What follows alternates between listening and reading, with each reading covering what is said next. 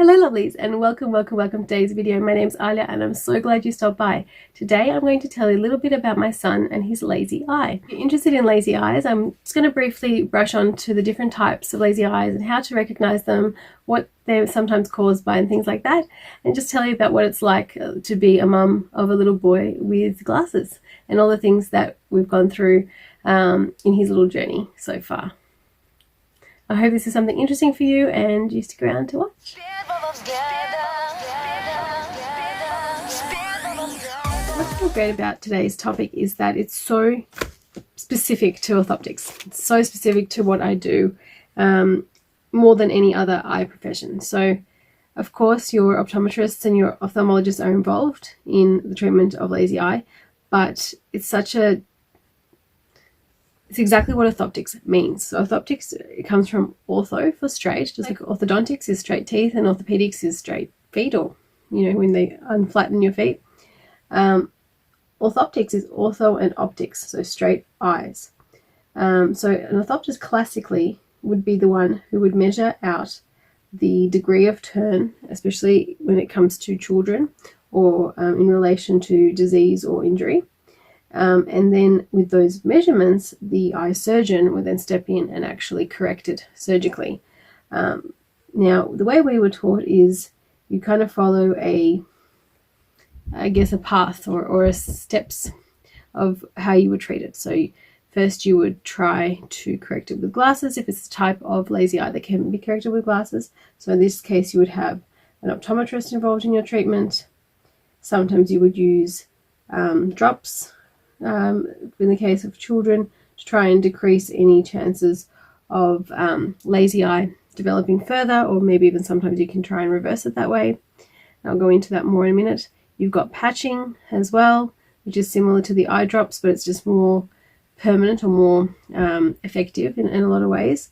And then you've got the surgical methods after that, where the surgeon would actually go in and either strengthen or weaken a muscle in order to balance out the eyes so they wouldn't turn anymore or wander around. Now, I personally have kind of avoided this topic on the channel because it's just not what I do. I'm so far from it in my day-to-day work.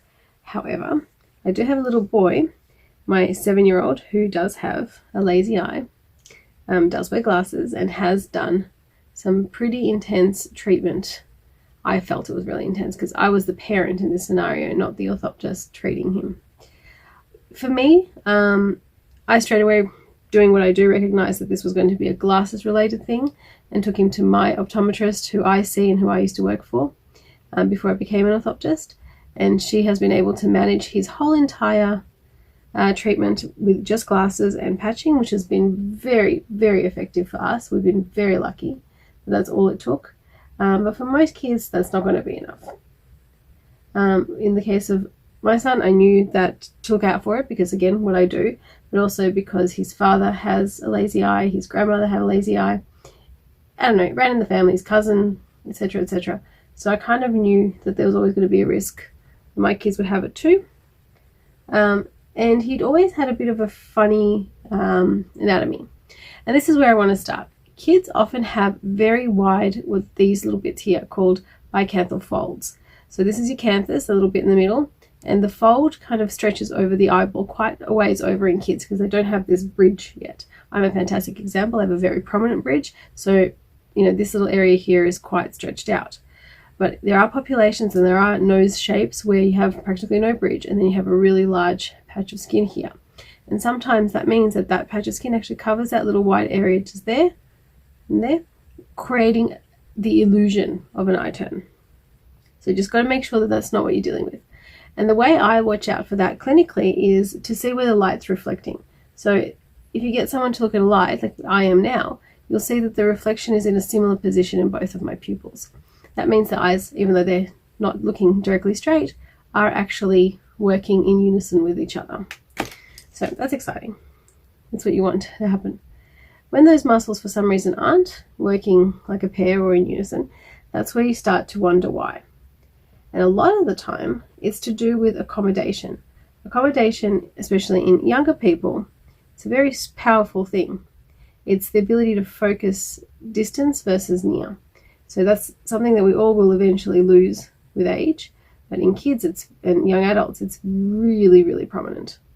So what happens there is that sometimes that power or that urge to concentrate or, look close, so do that, converge, is really, really overwhelming comparing to what the muscles are capable of.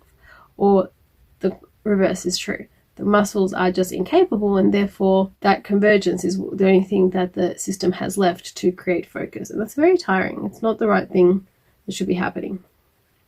In these cases, glasses can relax that whole system and, in a sense, replace that and correct any kind of eye turn and can correct any kind of laziness developing. Now, one really important point is, why does the eye become lazy? Doesn't make sense. If it's working, if it's got vision, why is it lazy? And the reality is that when you do have anomalies in the muscles, what happens is the eye that sees worse is the eye that turns. When it turns, they're no longer a pair. And when they're no longer a pair, the brain will switch off the one that would effectively cause double vision. Kids don't get double vision. What they get is one eye switched off. And when it gets switched off, it develops a thing called amblyopia, or lazy eye. So even though lazy eye is often confused for the actual eye turn, that is actually not the part that's lazy. The part that's lazy is the vision that then fails to develop as a result, creating one eye that doesn't see as well. Adults, however, who develop these sort of things do end up with double vision. They do not end up with a lazy eye. The laziness in that case is then referred to because of the actual eye turn, so the muscles are lazy. But a lot of kids have straight eyes, or they seemingly have straight eyes, but they are still lazy or amblyopic. And there's many reasons for that too. Sometimes the vision is so poor that there's no point for the muscles to try and compensate by turning. In that case, one eye will get switched off just because it's not seeing as well. Sometimes you can have a bilateral lazy eye, so both eyes aren't reaching their visual potential because they're not seeing very well. These are all things that are very manageable with just glasses. Sometimes you need contact lenses, sometimes you need a few more extra kind of steps, but basically with vision correction, which is really exciting because that's very easy to achieve and minimally distressing to the child, and to the parent. I guess it's hard to maintain glasses, especially for little boys. I found it very difficult to keep his glasses clean, on his nose properly, not just halfway down his nose and he's looking over them, not broken. We've had bike accidents where the glasses have been broken. We've had school things where another little boy decided just to step on his glasses. I mean, things have happened. He's lost a lens out of his glasses. Whatever. It's not cheap, but it is very effective in terms of restoring vision and vision potential, especially when the vision is so severely poor, especially when they're getting older and they're realizing that they can see so much better through their glasses than without them. They do start to look after them. Like, my little boy actually causes such a tantrum every evening over the fact that he has to take off his glasses. That's one of the reasons he doesn't want to go to bed at night, is because he can't really see anymore. And I do make him leave his glasses in a different room to his bedroom, because otherwise they'll just go flying off his bedside table, or he'll try to wear them while he's sleeping, that sort of thing. And it's a situation for him. He's not enjoying being without his glasses. It does get easier as they get older. They start to understand what the glasses are for and why we need to look after them. And he had to be without them for a little while because they were broken. He had to wear his spare pair, which aren't as good anymore for him. And he was very upset. He was very excited to get them back. And after that, he kind of realized a bit better about looking after them. It really does take a little bit of time. Now, I mentioned that double lazy eye can happen. That's because that accommodation that I was talking about, it's roughly up to about 3, maybe 3.5 power. So if you can imagine a +3 or +3.5 pair of magnifying glasses, that's kind of the maximum focus power that we have as children. So if your vision, or if the child's vision is worse than that, often the muscles won't even bother.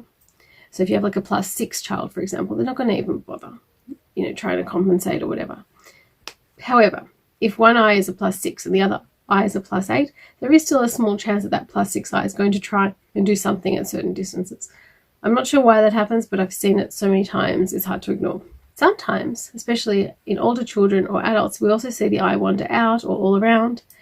When it happens in adults, we definitely start to investigate diabetic changes in the brain, or little strokes, or something pressing on a nerve. So we're talking about neurological changes rather than muscular changes. And sometimes there's just an underlying lazy muscle. Once that accommodation wears away, that muscle gives up. So there are different things definitely that can cause lazy eye, that can cause a muscle anomaly. But specifically lazy eye is something that would happen by age 8. By age 8, and some say a bit later, but typically by age 8, we develop fully in our optical system of the brain.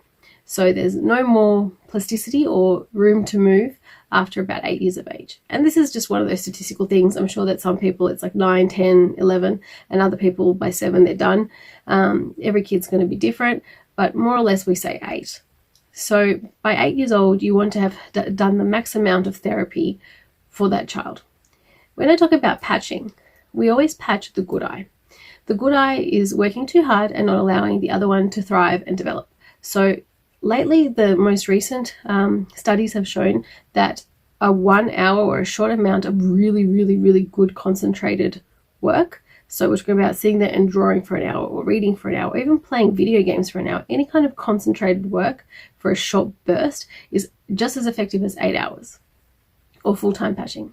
Because kids, when they're full-time patched, are going to start cheating. They're going to start finding ways to basically get annoyed at the treatment and fight back, and there's just all kinds of ergonomic reasons why an 8-hour treatment is just not going to work. So with my kiddo, we had one therapist who was saying 2 hours and another therapist which was saying 1 was more than enough. And what I actually found, and again this is unique because I was able to monitor it as well myself, was that when we did more therapy, he lost what little gross 3D vision he had. Now, most kids don't have 3D vision because they've got the lazy eye. And the reason for that is that the origins for the laziness, or the origins for this anomaly, isn't just a power struggle between the eyes. One eye is either thought to be like really, really dominant, basically, which is a very layman way of saying it, or the actual compass of the eye is misaligned. So that's called a microtrophia, where the eyes look straight, but they're just never going to be 100% exact. Therefore, 3D vision isn't achievable. In my little boy's case, he does have some pretty generous 3D vision, which is so strange, which is just basically saying that his eyes can be aligned in certain scenarios, or at least used to be. It's more of a muscle issue. So what I've done for him is I've gotten him multifocal glasses. So when he tries to look at something close up, he has way too much magnification than what he even needs. That means that even in the most difficult things for his visual system, he has extra magnification, and that seemed to be more effective than even patching. Again, it's a little bit of a hit and miss. It's a little bit of experimentation, because you really just need a really good clinician to be able to observe and identify what the visual system needs in order to assist it in its maximum development and to achieve maximum vision in each eye. Not necessarily 2 eyes together. That's the next step. That's only if there is any potential for the 2 eyes to work together, but at least in each eye, so that, God forbid anything was to happen to the good eye one day, there's always going to be at least a spare tire. The other thing is when we have monovisual tasks, like for example parking a car, you can still do that. So a lot of the time we have to check a blind spot. You're not going to be using 2 eyes for that. No matter how much you feel like you are, you're not. There's always going to be something that's going to be blocking you. The zone of binocular vision is quite narrow, and it's usually straight ahead of us because we are hunters. So you'll notice all species that have eyes looking straight or can achieve depth perception or binocular vision or 3D vision, call it what you like, they'll be predators. Whereas prey typically has eyes on the side of their head, so they can check their surroundings really well and survive that way. So in that case, you have to imagine what the needs of a hunter are, and that's our zone of depth perception. Out to the side, that's where we actually have our survival, if you like, vision, a peripheral vision. It's not particularly acute, but it's really good at catching moving images, black and white images, and things like that. But there's definitely no depth perception there. So if you can develop general vision in each eye, even if there's no depth perception, you are still increasing, sports skills and eventually survival skills, whether that be not bumping into a wall or parking a car or changing lanes or all that stuff that we will need one day. These days, 3D vision is not that important. Most things are digital, and these things can. I'm sure the people with 3D vision see it better. I don't know, because I've got 3D vision, so it's hard to judge what it's like to not have 3D vision. But one way to stimulate that, if you were interested, is to actually close one eye and see what the world looks like with just one eye. That is what people with lazy eyes see. Even though they're getting information from two eyes, their world is more two-dimensional than what it is with two eyes open.